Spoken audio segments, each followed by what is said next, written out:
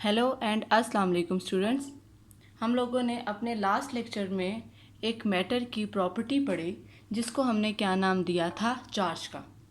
और हमने ये कहा कि चार्जेस एक दूसरे के ऊपर फोर्स एक्सर्ट करते हैं और उस फोर्स को हम क्या नाम देते हैं, इलेक्ट्रिक फोर्स। लेकिन जो चीज़ हमें मालूम नहीं थी वो ये थी कि चार्जेस एक दूसरे के ऊपर कितनी फोर्स एक्सर्ट कर रहे हैं, क्वांटिटी कितनी है।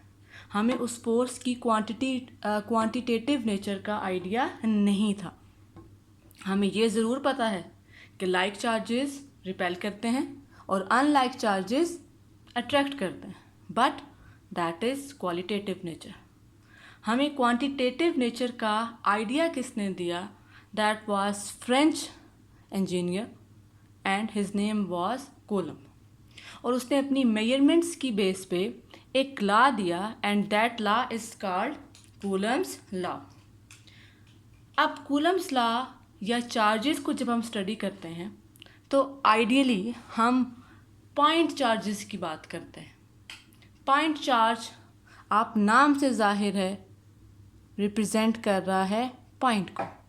ऐसा चार्ज जिसकी डायमेंशंस क्या हों, स्मॉल हों, यानी जो साइज़ में क्या हो, स्मॉल हो। जब भी चार्जेस के बीच में डिस्टेंस जो है वो ज़्यादा होता है और अगर उसका साइज़ स्मॉल है तो उसको हम क्या नाम देते हैं, that is called your point charge.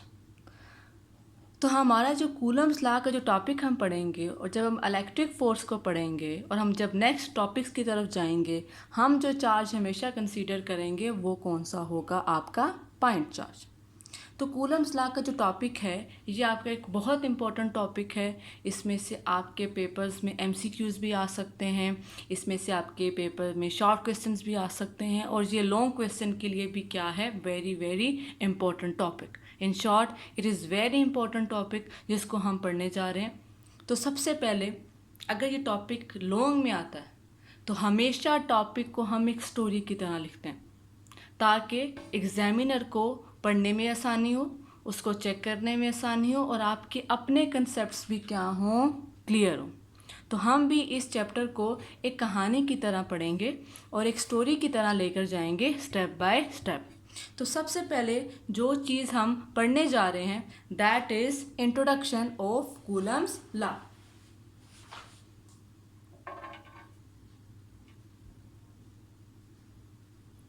Introduction. अब इंट्रोडक्शन क्या है, कुछ मैं आपको पहले ही इसके बारे में आइडिया दे चुकी हूँ। इंट्रोडक्शन क्या है? As we know, as we know that charges exert force on each other.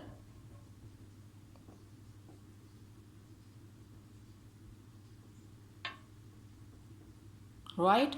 That's what we know. Charges एक दूसरे के ऊपर क्या एक्सर्ट करते हैं, force. But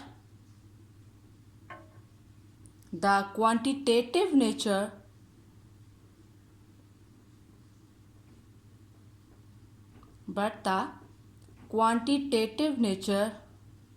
of that force was given by French military engineer Charles coulomb. तो वैसे नाम से जाहिर है कि ये जो आपका लॉ है ये किसने दिया था, चार्ल्स कूलम ने दिया था इन 1784। ये लॉ कब दिया गया, इन 1784 में ये लॉ आपका दिया गया। फिर अब उसने अपनी मेजरमेंट्स की बेस पे जो लॉ बनाया, ठीक हो गया, उस लॉ को फिर हम क्या नाम देते हैं, Coulomb's law. On the basis of his measurements, on the basis of his measurements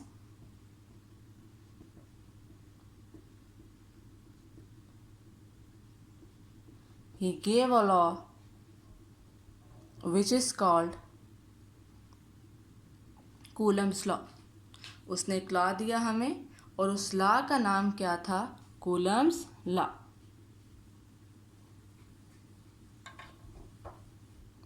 which is called Coulomb's law.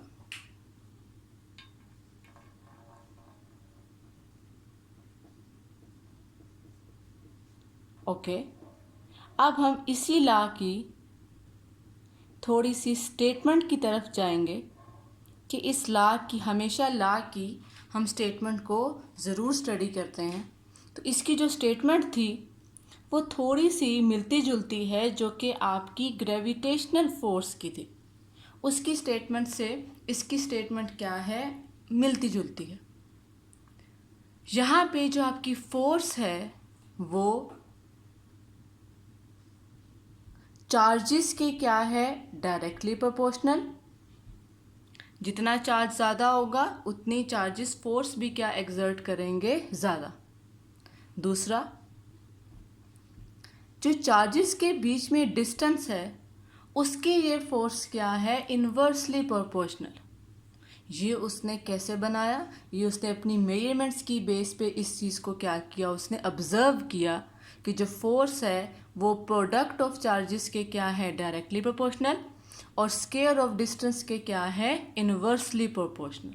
तो यहाँ से ही आपकी कूलम्स लॉ की क्या बन जाती है? Statement, and that is the force between 2 point charges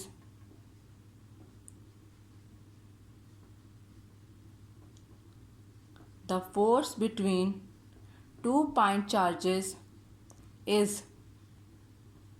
directly proportional to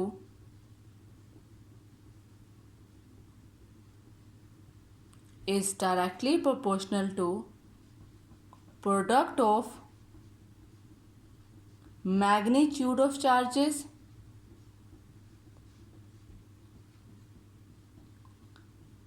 and inversely proportional to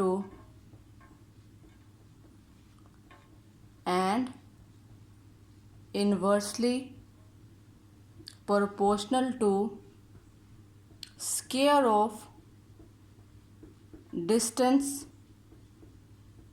between them।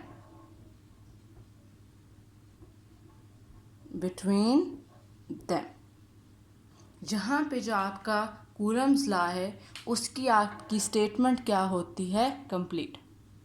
अगर आपसे ये वो पेपर में शॉर्ट क्वेश्चन में पूछ लेगा कि आप हमें ये बताएं कि कूलम्स लॉ की स्टेटमेंट क्या है, तो आप स्टेटमेंट के साथ इक्वेशंस को ज़रूर लिखिएगा। एग्ज़ामिनर के ऊपर इसका इम्पैक्ट आपका क्या जाता है? बहुत अच्छा जाता है कि बच्चे को खाली याद नहीं है, उसको समझ भी है, उसको इक्वेशंस भी पता हैं उसकी।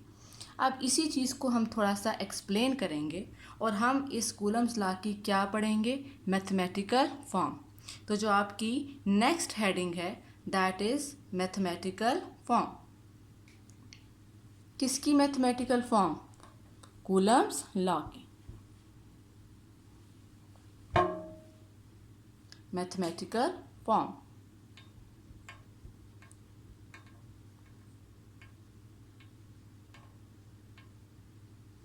Mathematical form. Let us consider 2 point charges. Let us consider 2 point charges. हमने दो क्या ले लिए? Point charges. Obviously we have to name them. Let's consider 2 point charges Q1 and Q2. The distance between charges is R. The distance between charges is R. और हमने ये कहा कि उन चार्जेस के बीच में जो डिस्टेंस है वो आपका कितना है? R है। उस डिस्टेंस को हमने किससे रिप्रेजेंट कर दिया? R से। एक आपका चार्ज Q1 और एक आपका चार्ज क्या है Q2। So by Coulomb's law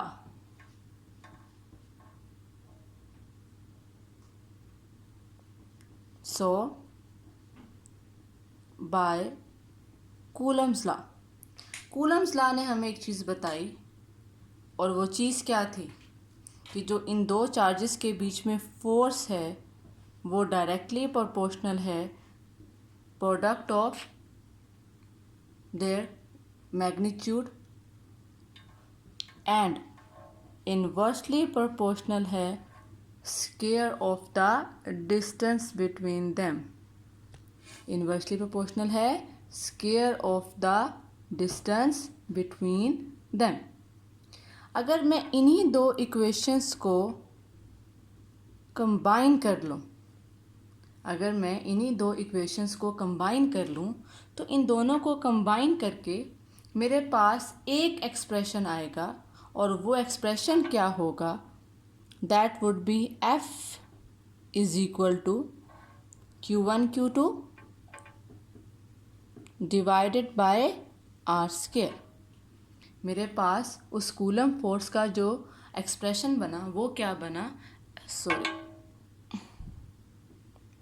Q1 Q2 divided by R square. Simply मैंने सिर्फ इन दो इक्वेशंस को क्या कर दिया है, कंबाइन कर दिया, और मेरे पास कूलम फोर्स का एक एक्सप्रेशन आ गया, और उस एक्सप्रेशन को मैंने क्या लिख दिया, Q1 Q2 divided by R square.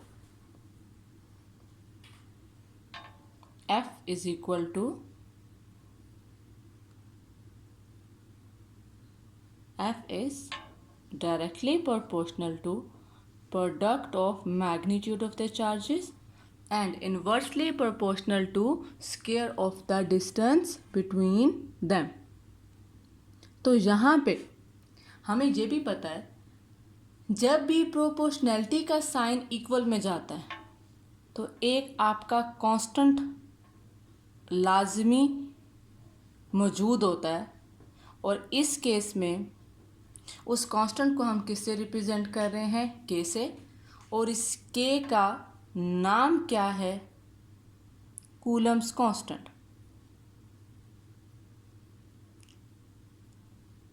Coulomb constant ये इस K का नाम है, और इसका जो एक्सप्रेशन है, कांस्टेंट की जो वैल्यू है, हर कांस्टेंट की कोई ना कोई क्या है, वैल्यू होती है। जो इस कांस्टेंट की जो वैल्यू है that is 1/4 pi epsilon not. इसकी जो वैल्यू है that is 1/4 pi epsilon not. अब जहाँ पर एक चीज़ बड़ी इम्पोर्टेंट है, कंसेप्ट क्लियर करना इसका, विच इज़ एप्सिलॉन नॉट, कि ये क्या शो कर रही है, ये शो करती है परमिटिविटी ऑफ फ्री स्पेस। शायद आपको समझ नहीं आएगी ये क्या शो करती है, परमिटिविटी ऑफ फ्री स्पेस।